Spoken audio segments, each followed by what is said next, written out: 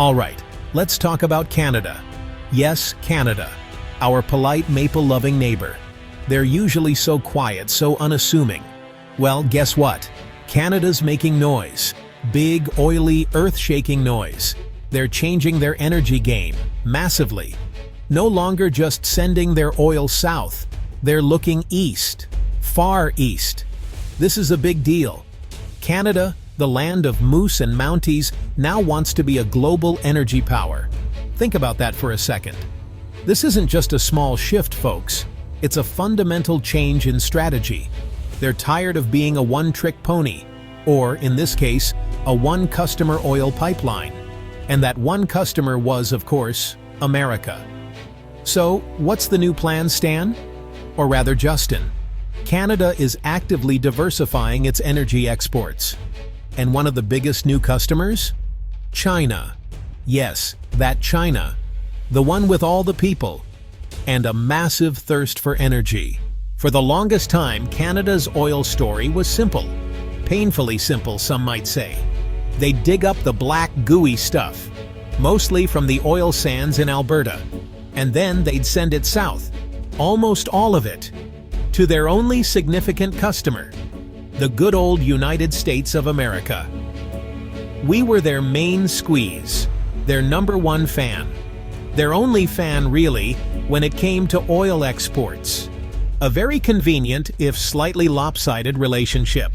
Think of Canada as America's personal gas station. Always open, always stocked, right next door. The US needed oil. Canada had oil.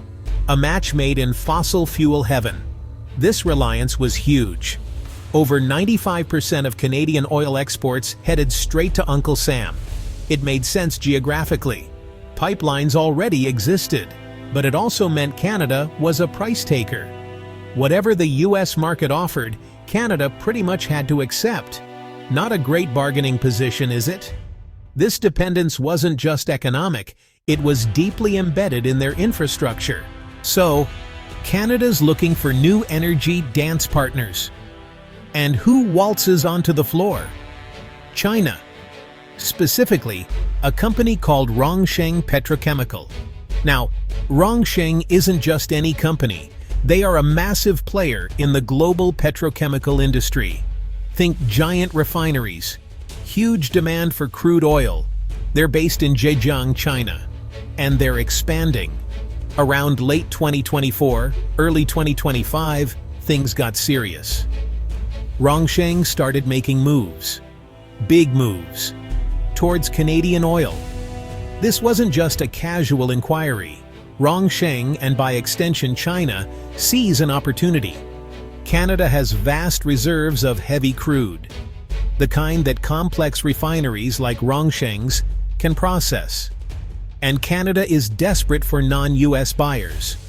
So, deals started to materialize. We're talking significant purchase agreements, long-term contracts, millions of barrels. Suddenly, Canadian oil has a new, eager customer, one with very deep pockets, and a very different flag. Why Rongsheng? Why now? Well, China's energy needs are enormous. The Trans Mountain Pipeline, a very expensive garden hose. So, Canada has oil. China wants oil. Sounds simple, right? Wrong. So wrong. There was a rather large problem, a plumbing problem, on a national scale. Most of Canada's oil infrastructure pointed south. To get significant amounts of oil to the Pacific coast, to ship it to Asia, they needed a bigger pipe. A much bigger pipe. Enter the Trans Mountain Pipeline Expansion, or TMX. The project that became a national obsession. This pipeline wasn't new. The original Trans Mountain was built in 1953. But the expansion? That was a whole different beast.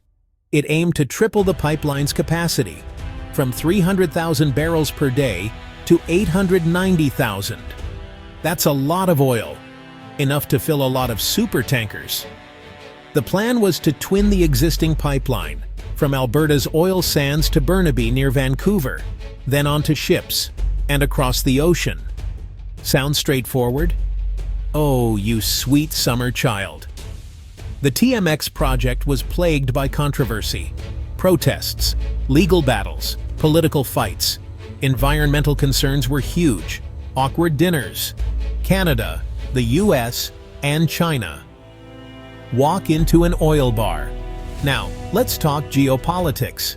Because Canada selling oil to China isn't happening in a vacuum. It's happening on a global stage. A stage where the US and China are the two lead actors. And their relationship status? It's complicated. Very, very complicated. Like we need to talk complicated. There's trade wars, tech disputes, security concerns. They're not exactly sending each other friendship bracelets. And Canada? Canada is right in the middle. Awkward? Think of it like a really tense family dinner. Canada is trying to be friends with two people who really, really don't like each other. The US has long been Canada's closest ally and biggest trading partner. Selling a strategic resource like oil to China? America might have some thoughts on that. They might see it as Canada helping a rival or undermining North American energy security. It's a delicate dance for Canada. A very, very delicate dance. On a floor covered in eggshells and oil slicks. So why all the fuss, Canada? Breaking up is hard to do with the US market. Why is Canada going through all this trouble? The protests, the pipeline costs, the geopolitical headaches. Why not just stick with the old plan? Keep sending oil south. The main reason is one simple word: diversification. It's the business equivalent of not putting all your eggs in one basket, especially if that basket is held by a very large eagle, or how much it's willing to pay for them. Canada learned this lesson the hard way. For years, Canadian oil sold at a discount, compared to global benchmarks like Brent or WTI. Why? Because it was a captive market. Limited pipeline capacity to other places meant US refiners could demand lower prices. This discount, known as the differential, cost Canada billions. So, finding new markets isn't just about pride. It's about cold, hard cash. There's also the issue of market independence. Relying on one customer gives that customer a lot of power. Canada wants to be the master of its own energy destiny. Green dreams versus black gold. The planet's not thrilled, and what's next? Canada's got its new pipeline. The economy's booming. Well, hold on a second. There's a large green elephant in the room, and it's coughing. This plan to export more oil? It has significant environmental consequences. More exports mean more production. And much of Canada's oil comes from the oil sands, not the cleanest source of energy. Extracting oil from oil sands is energy intensive.